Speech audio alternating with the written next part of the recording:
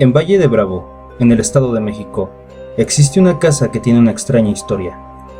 Es de piedra, como muchas por ahí, pero no se parece a ninguna otra. Todavía la gente del lugar se persina cuando tiene que pasar frente a ella. Nuestra historia comienza hará unos 20 años, cuando Rolando Trigos decidió hacer realidad su sueño de tanto tiempo y comprar una casa en Valle, donde poder ir los fines de semana con su esposa Marisa y sus dos hijos, Mauricio y Rolando Jr. Buscando por su cuenta, se fijó en aquella casa abandonada, de la cual colgaba un oxidado letrero de "Se vende". Le llamó la atención el hecho de que la gente se hiciera cruces al pasar frente al zaguán. Preguntando, le dijeron que en aquella casa se había cometido un crimen y que estaba embrujada. La gente decía que un hombre avaro, muy rico, había sido asesinado por sus sirvientes para robarle una olla de oro que, según rumores, tenía escondida ahí, pero los sirvientes murieron en circunstancias misteriosas sin encontrar nada.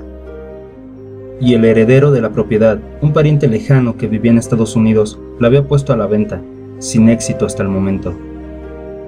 La gente juraba que se oían ruidos extraños en esa casa y que a veces algún trasnochador había visto merodear por ahí al espectro de un hombre viejo que traspasaba el muro de piedra y entraba en el lugar.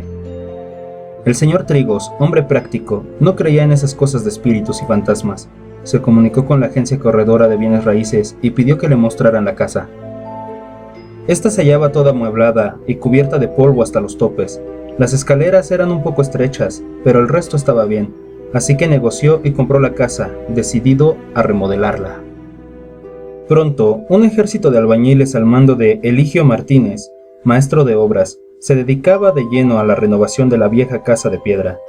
Nunca, en ningún momento de la obra, vieron a ningún fantasma, lo cual les sirvió al señor Trigos para corroborar que la siniestra historia de la casa embrujada no eran más que patrañas.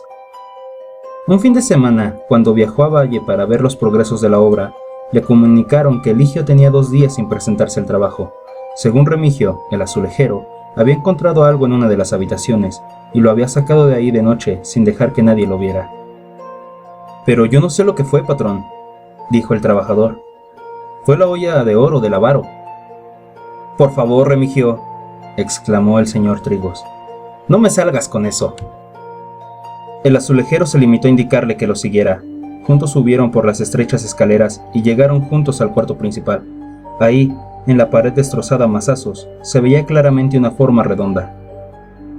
«Ahí debe de haber estado la olla, patrón. Vea, que no le estoy diciendo mentiras».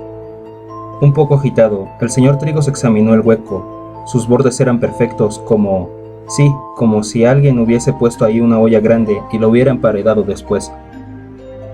«Vaya usted a reclamarle», dijo Remigio. «Ese dinero es suyo». El señor Trigos decidió que no iba a hacer nada por el estilo, y se olvidó del asunto, porque prefirió no creer la historia del azulejero. Asumió la dirección de la obra y en un mes la casa de piedra estaba completamente remodelada. La familia se reunió en el pleno para inaugurar la casa, dando una fiesta para sus amigos y parientes.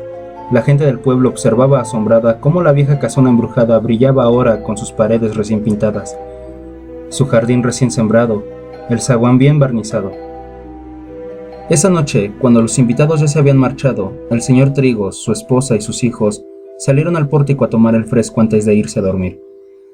Era una cómoda veranda que daba al jardín.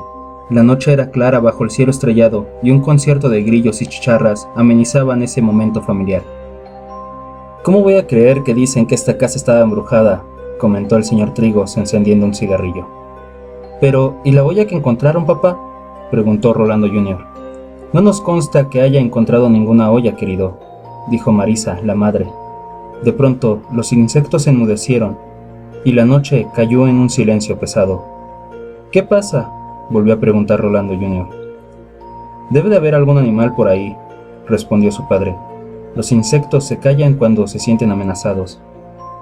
«Papá, un señor acaba de entrar por la pared», dijo el pequeño Mauricio, señalando hacia el muro de piedra que colindaba con la calle, cubierto ahora por una exuberante bugambilia. La familia miró hacia el sitio indicado, pero todo lo que pudo ver fue una tenue neblina levantándose del césped. «Mauricio, no digas mentiras», regañó su madre al niño. «No son mentiras, lo vi, era un viejo y se veía como enojado. se defendió el pequeño. En ese momento, el padre de familia dio por terminado el asunto, proponiendo que se fueran a dormir. El comentario del niño había estado muy cercano a la descripción del espectro que la gente le había dado y el pequeño no conocía, cosa que causó en el señor Trigos una leve inquietud. Quizás uno de los albañiles se lo contó, pensó el hombre, y sin reflexionar más, dio por buena esta explicación. La noche se volvió fría. Después de acostar a los niños, Marisa entró al cuarto que compartía con su esposo. Lo encontró mirando por la ventana y lo abrazó por la cintura. ¿Contento? Más que nunca, dijo él, estrechándola. Abajo, en el jardín, la tenue neblina comenzó a tomar forma. La luz de la habitación del matrimonio Trigos se apagó. Una hora más tarde, fueron despertados por gritos aterrorizados. ¡Mamá! ¡Papá! ¡Auxilio! Se levantaron presurosos y en unos segundos cruzaron el corredor que los separaba del cuarto de los niños. Rolando Jr. estaba pegado a la pared, blanco como una hoja de papel, mirando impotente a la cama de Mauricio, que se sacudía violentamente, mientras el niño, aterrado, hacía lo posible por no caer. El señor Trigos se precipitó hacia la cama y arrancó a su hijo de ahí. En cuanto lo hizo, volvió a la cama. La familia se reunió en un rincón del cuarto y Mauricio dijo con un hilo de voz: «Fue el fantasma, papá, te lo juro, él movió la cama». Quizás por primera vez en su vida, el señor Trigos se quedó sin palabras. No había una explicación racional para lo que acababa de suceder. Sorpresivamente, cuando menos para él, fue su esposa quien tomó las cartas en el asunto. «Espectro, déjanos en paz, no vuelvas a tocar a mis hijos», gritó mientras su esposo la miraba asombrado. «Marisa, no vas a creer que...» En ese momento, una de las ventanas que según el señor Trigos había cerrado perfectamente unas horas antes, se abrió con violencia. El aire helado de la noche penetró la habitación, llevando con él una especie de nube de niebla, y ahí, ante sus ojos, la neblina se materializó en la forma de un espectro muy anciano que pronto se lanzó hacia ellos. «¡Resistan! ¡No puede hacernos nada!», advirtió Marisa. El espectro los atravesó, una corriente fría y húmeda que pasó como un fragmento de pesadilla para perderse en el muro posterior. Hoy, 20 años después, la familia Trigos sigue yendo a su casa de piedra. Todos han visto al triste fantasma del avaro subir por las estrechas escaleras, entrar por el muro del jardín, desaparecer en las paredes como una sombra. Nunca más se ha portado violento. Ellos han aprendido a convivir con él. Y ya no les importa que la gente, al pasar por la casa de piedra, se siga ensantiguando. Pero, ¿qué fue de Eligio, el maestro de obras? Poco después de estos eventos, se convirtió en un acaudalado prestamista. El pueblo murmuraba que el oro que encontró en la casa de los Trigos lo había hecho rico.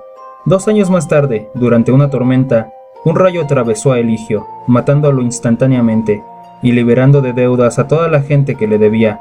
El pueblo dice que fue el justo precio por haberse apropiado de un dinero que no le pertenecía.